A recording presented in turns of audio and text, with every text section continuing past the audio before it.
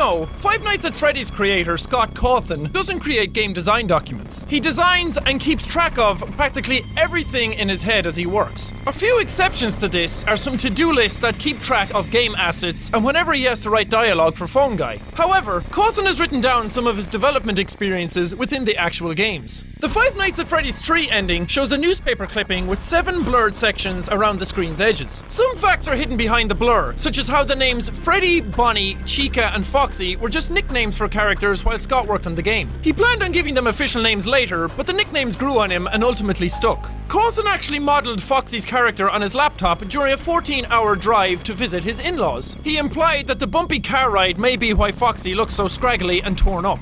Freddy was also never meant to move around the diner in the first game, and was only meant to attack the player if they ran out of power. Cawthon also gave some insight into how the series affected him mentally. Scott said, "In real life, I tend to have waking nightmares, meaning I walk in my sleep.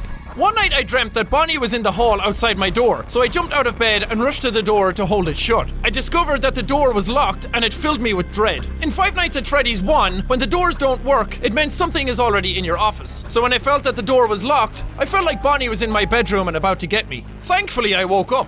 Before work began on the original Five Nights at Freddy's, Cawthon had hard times in real life and knew his next game might be his last. He needed a success or he'd be forced to start a new career, and he had to decide what his last attempt might be. Scott swayed between 3 options: a sequel to his well-received multi-genre game, The Desolate Hope, a remake of his first game, Legacy of Flan, or a new idea about animatronics and security cameras. While working on the original Freddy's, Cawthon actually started a crowdfunding campaign for it. His campaign raised exactly $0. Being an indie developer, Cawthon couldn't afford to pay for quality assurance testers, so his friends and 2 sons beta tested his games. According to Scott, one of his sons is obsessed with finding secrets and the other is a pro at finding exploits, so they made a good team. There were also issues porting the game to mobile platforms. The iPhone port of the first Freddy's game had several layered-based bugs due to its development toolset. Scott says he hasn't been able to build a working Windows Phone version at all, but he blames Microsoft for this, not his tools. He also realized Freddy's would be a hit when he saw how many Let's Plays of it were flooding YouTube.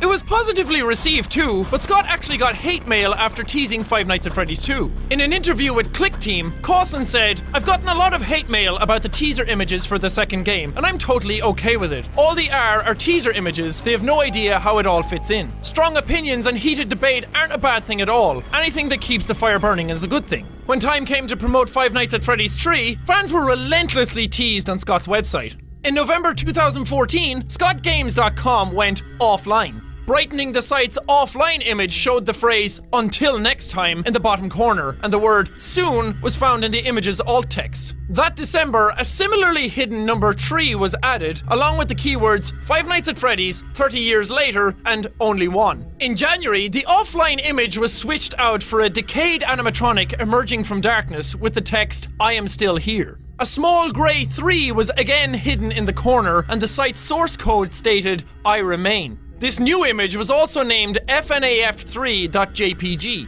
The corroded animatronic image was replaced with a set of animatronic masks and a large hovering 3. Illuminating the image revealed the same decayed animatronic from the initial teaser. After the official trailer was released, Scott replaced the image on his website with a black image that had purple text saying, "He always does." The text was then later changed to a map from the upcoming game. In February 2015, Cawthon stated that he was hacked and that Five Nights at Freddy's 3 was cancelled. Scott said someone released the game for free and posted a link to the leak. However, the game Cawthon linked to was actually a parody of his earlier game, There Is No Pause Button, with Freddy's head pasted over the character, pranking the entire internet. Cawthon continued to tease and ultimately released Five Nights at Freddy's 3. But before he could even begin teasing a 4th Freddy's game, a fake Five Nights at Freddy's 4 emerged on the iOS App Store. Fake Freddy's games aren't uncommon, but this one garnered a good amount of attention. Attention not just from gamers, but also from Cawthon himself, who took legal action against the product's fraudulent developers. This duplicate was a ridiculous platformer that had Freddy collecting pumpkins and featured My Little Pony's Pinkie Pie along with TF2's engineer.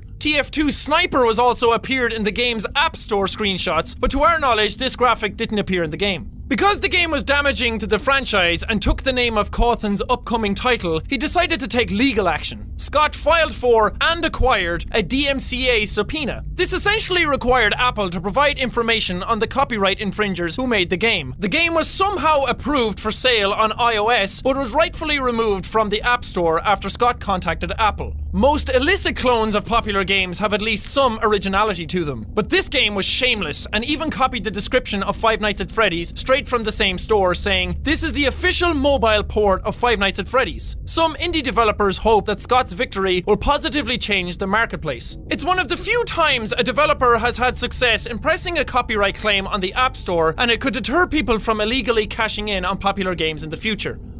Before you go, we'd like you to vote on what you would like to see covered in the future. A video on Silent Hill or a video on Resident Evil. You can also vote by leaving a comment below, and don't forget to subscribe for more facts and trivia. And if you want to get spooked and scared for some more Five Nights at Freddy's, why not head over to my channel, Jacksepticeye, where you can see footage from all the games in the franchise.